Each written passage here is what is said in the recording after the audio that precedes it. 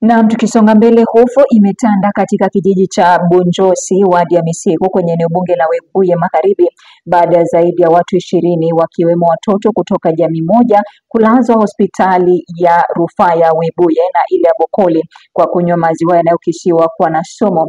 Katika hospitali ya rufaa ya Webuye ambapo wagonjwa 20 wamelazwa na wanapokea matibabu, Moses Wafula ambaye ni mmoja wa jamii hiyo anasema ng'ombe iliyokamuliwa maziwa hayo ilikuwa mgonjwa, ila hata baada ya kutibiwa ilikamuliwa na shemeji ambaye aliunda maziwa mala. Baada ya siku 3 aligawia jamii 5 na baadaye wote waliokunywa wakaanza kuendesha na kutapika na kukimbizwa katika hospitali hizo. Siku hiyo nakakamua maziwa yake akaweka kwa mtungi 5 lita ili ekandamani na waitumie, na akaendelea kukamua na kuweka kupata siku 3 maziwa kakaandamana.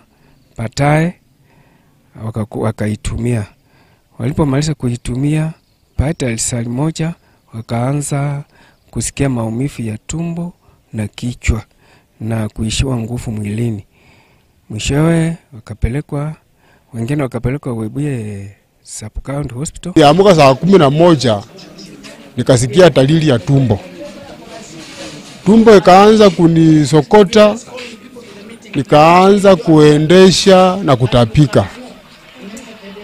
Tumbo ikawa mbaya.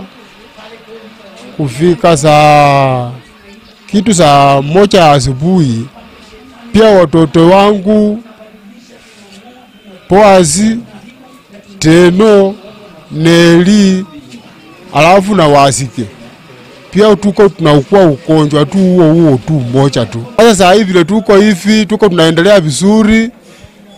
Akusijaona shida yoyote. Maumivu tulikuwa tunasikia kali hiyo sasa hivi imeanza kupungua. Tuko tunaendelea vizuri. Sasa tunataka tuone siku ya leo tunaendaje. Sasa vile tuko wengi hivi, sisi kwa boma letu kweli ni wa masikini tu. Hakuna mtu mwenye anachuma huko.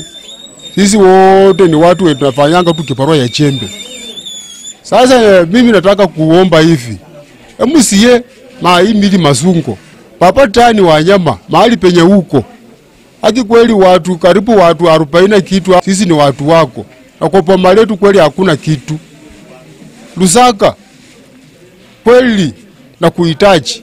Haki kweli kucha tu mtu okoe.